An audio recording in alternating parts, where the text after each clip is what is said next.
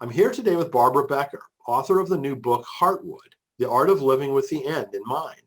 Barbara is a writer and interfaith minister who has dedicated over 25 years to partnering with human rights advocates around the world in pursuit of peace, spirituality, and everyday mindfulness.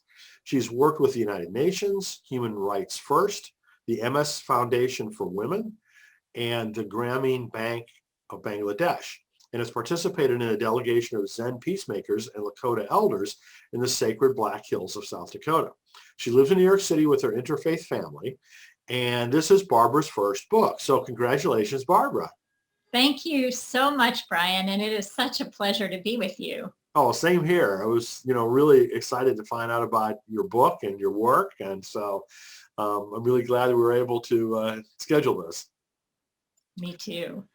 So before we get into the book, though, maybe you could give people a little bit more on your background besides that brief introduction. Yeah, so I started out my career doing writing for policymakers and thought leaders in the area of international affairs. So my job was to take very complicated ideas about economics and humanitarian aid or laws and policies related to healthcare and to boil them down and turn them into 750 to 1,000 words in an op-ed and put it out there. So I really honed my skills in trying to get messages right down to their essence. And it's not a typical background for somebody who writes memoir or longer pieces about themselves or about big issues like life and death, which is essentially what Heartwood is all about. Well, one of the things that I try to encourage writers to do is write an elevator pitch. Right, to be very succinct and clear and to the point about, what they're all about. And so I bet you're really good at writing elevator pitches. I try, although I have to say writing an elevator pitch for yourself and your own work is a lot harder than it is for clients. Well, yeah, I think it's difficult, period. But yeah, I can totally see how that would be the case too. So tell us about the new book. What led you to write this book? So the subtitle of Heartwood is The Art of Living with the End in Mind. And when my earliest childhood friend, whose name was Marissa, turned 30 years old, she was diagnosed with terminal cancer. And Marissa took that opportunity to live her life in those remaining days as fully as humanly possible. I mean, she was such a lover of life. She traveled with her husband and her parents and brother and sister-in-law to Italy, where her family was from, between chemo sessions.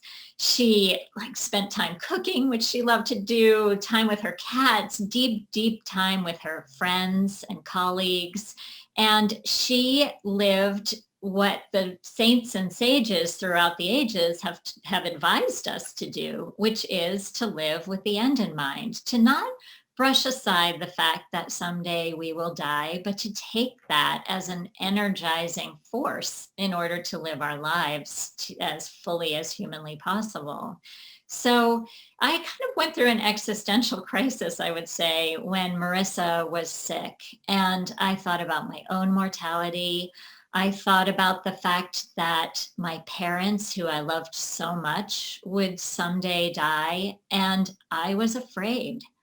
And I really wanted to put myself in the position of confronting mortality. So it set me off on this journey to look at life with this very different lens. Well, now that I'm at the stage of my life that I am, I kind of savor it more too. I savor the time that I've got. And it's just much more meaningful now for me to be with family, for instance, and to travel and to do things than what it used to when I was younger. Yeah. It definitely helps us reprioritize what's important. When I'm doing this right and I am truly thinking about my own life with the question, what would I do if I had 1 year left to live? I find myself quitting social media earlier in the day than I thought. I have thought a lot about my choice of career. And in fact, doing this process led me to ministry. And ministry was not the career that I thought I would have for myself. Yeah, But so talk about that a little bit. How did that happen, and where did you go to seminary? What did that look like? sure. So I am an ordained interfaith minister, and we have a seminary in New York City called One Spirit Interfaith Seminary. Oh, okay. And I was trained by Zen monks and priests and ministers, rabbis, leaders from Hinduism, sheikhs from the Islamic tradition, as well as Native American elders.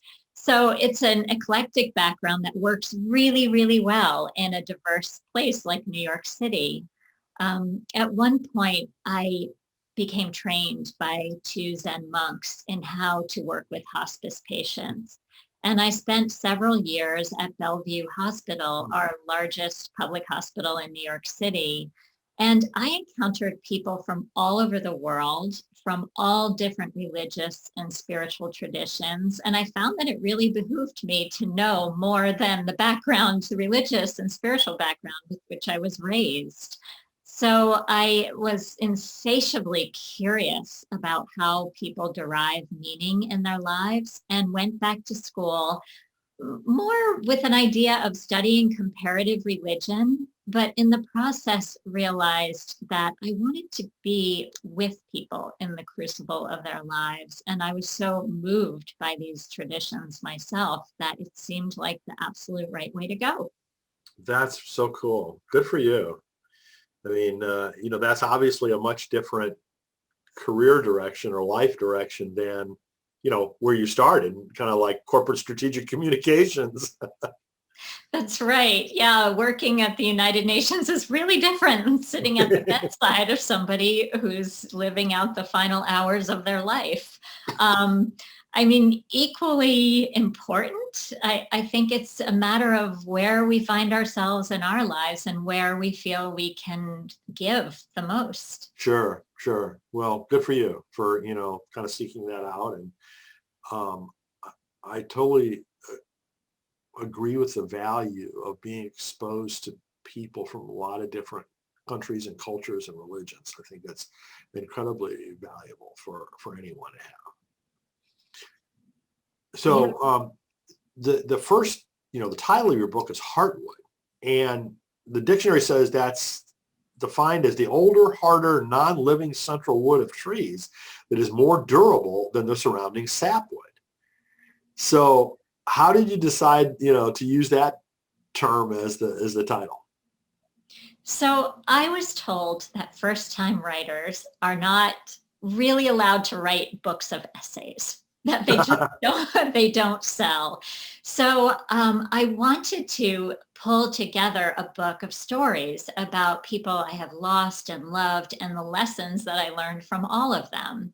And I was wandering in a forest one day and came across the stump of a tree.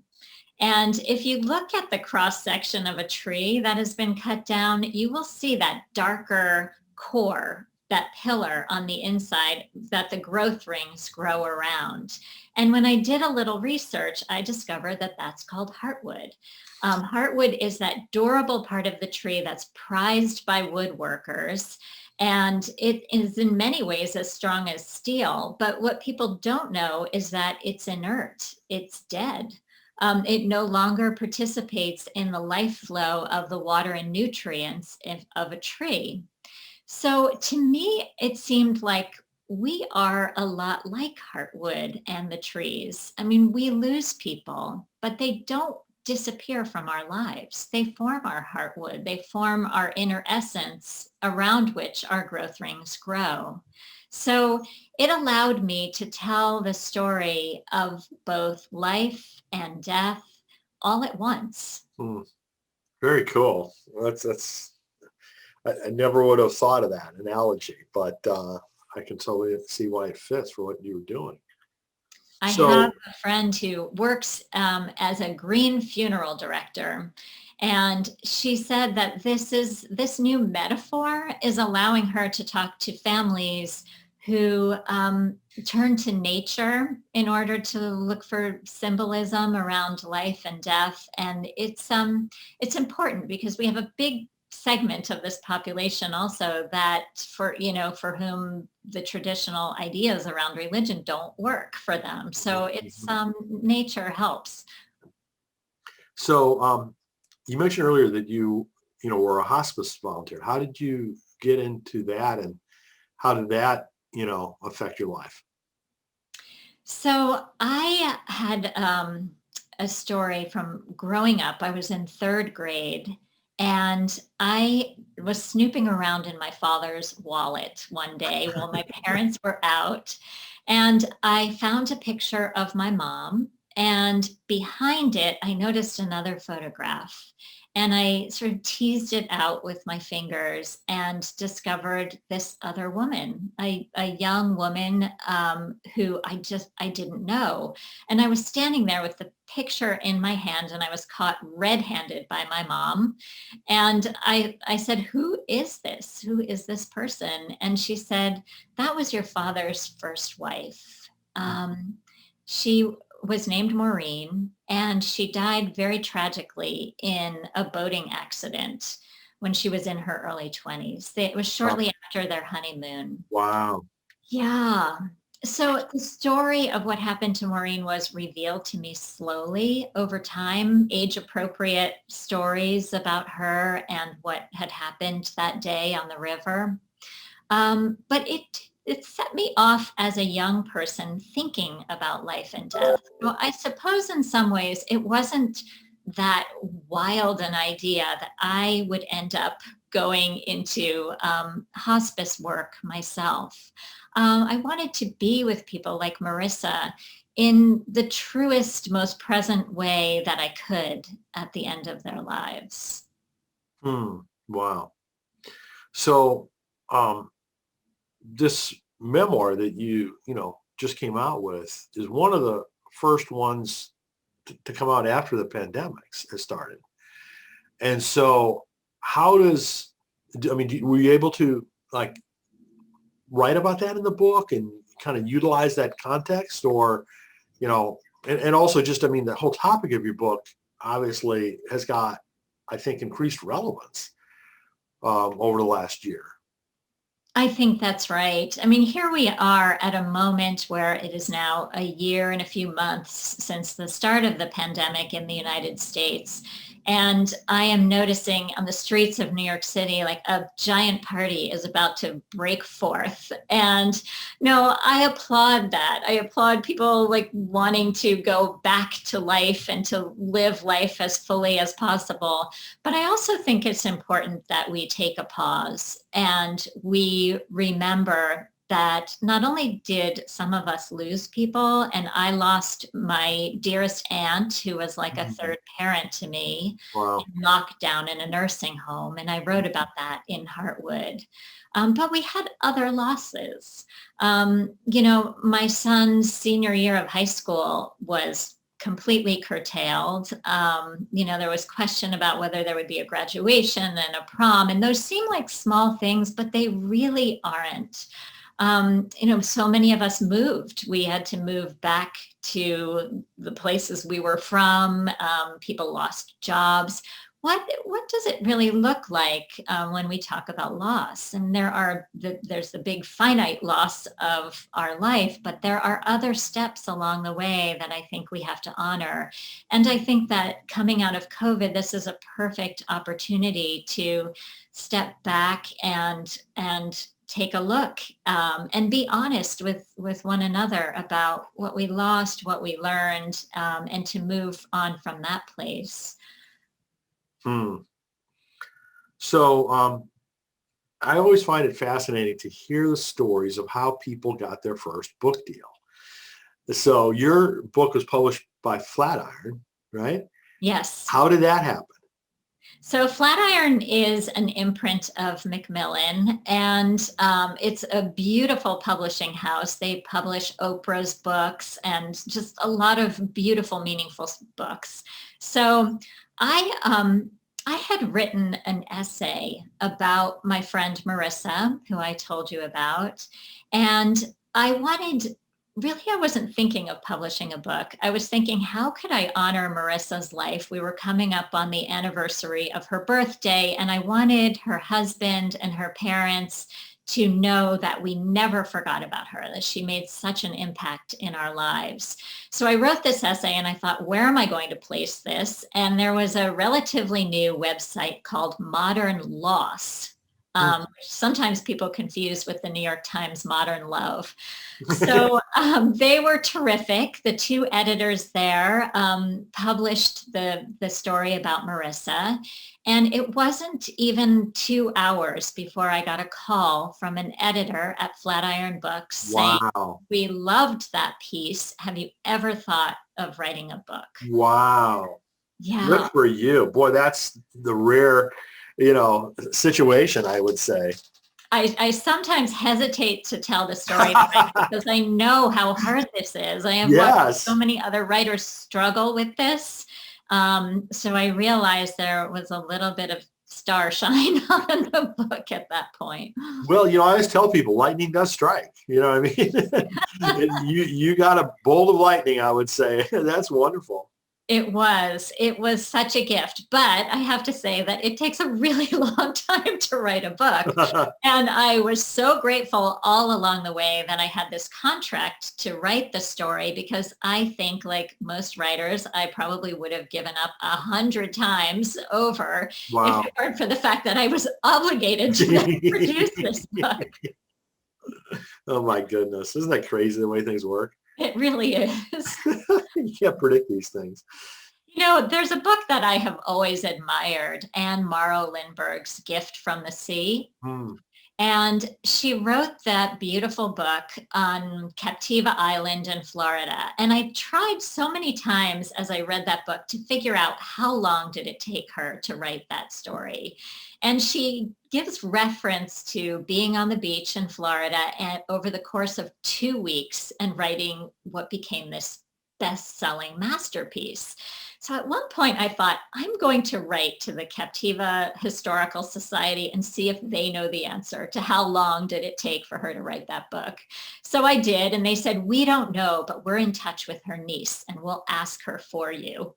And she wrote back to me and said that, a lot of people think it took 2 weeks, but it really took 10 years. And I was so relieved to hear that story, because that's about how long it took me to write Heartwood. Well, that's a great story too. So, for people that are interested in this book, what would be the one main message that you would like them to take away? So thinking about our mortality and living with the end in mind can sound like a really scary proposition. But I would say this book, when I turned around and looked at what I had written, it was really like a love letter, a love letter to our death-shy world. I mean, there are ways in which thinking about the end really do heighten the beautiful moments of the quotidian, the everyday in our lives. I walk down the street differently. I greet my family when they come through the door in a different way. I've had the chance to be tested by this recently with a personal health issue that has thrown mortality right in my own face. And I can say that contemplating mortality and thinking about it through all the metaphors and parables of the different religious and spiritual traditions that I have studied has made this a little bit easier for me than I think it would have been if I hadn't gone through this journey. Wow. Well, good for you. Yeah. So the other question I like to ask authors is, are there any future books that you can talk about that you have in mind? That's a great question. My family wants to know what I'm doing next. Good. So I have a fascination with the American transcendentalists, Emerson and Thoreau and Elizabeth Peabody and Margaret Fuller. I actually believe that this band of eccentric people in the mid 1850s were the earliest sort of pioneers of interfaith in our country. I mean, they were extremely influenced by the Bhagavad Gita, by some of the original sutras of Buddhism. They explored Native American spirituality in a very deep way, and sometimes a problematic way. They didn't have, a lot of exposure and opportunity to look at other people's writings. They were kind of pioneers in that, but still, they brought in different worldviews. And I've been living the lives of these transcendentalists. I even walked Henry David Thoreau's Outer Cape walk Oh, from cool. Chatham all the way to Provincetown, Wow. reflecting on this. So there's something in there. Something is going to come out of it. Oh, that's very cool. That sounds very interesting. I think a lot of people would really get into that. Yeah, I hope so. I am totally enlivened by these people, and also by the hidden writers that we don't really hear about. I mean, Thoreau's experiment of living 2 years, 2 months, and 2 days on Walden Pond really had a predecessor in a woman who wrote about the seasons and living through the seasons. So who were these people who influenced the transcendentalists as well? That's cool. It sounds very fascinating. Yeah. Well, Barbara, it's so wonderful to learn about your work and get to know you. And I think that people will really enjoy your book and finding out more. What is your website? Why don't you mention that before we finish here? Great. You can find me at barbarabecker.com. That's simple enough.